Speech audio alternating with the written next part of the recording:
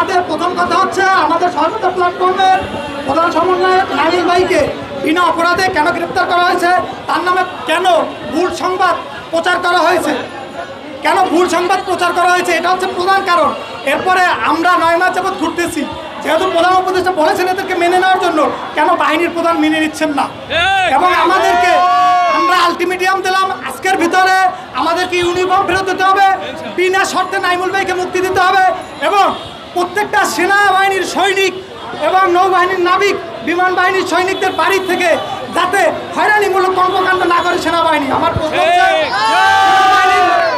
এই সেনাবাহিনী আছে বলি আজকে আমার মা ইজ্জত নিয়ে চলছে, বোন নির্বিঘ্নে ঘুমাচ্ছে ঘরে, সাধারণ জনগণ ভরসা আছে এই সেনাবাহিনীর উপরে। কিন্তু আমার প্রশ্ন হচ্ছে সেনাবাহিনী দেশপ্রেমিক, সেনাবাহিনীর অফিসাররা কেন, সেনাবাহিনীর সকল অফিসারকে আমি বলবো না, কিছু কতিপয় কিছু ফেসিবাদের দোষর অফিসার রয়েছে, তারা আমাদের বাড়িঘরে এখন হামলা চালাচ্ছে এক কথায়।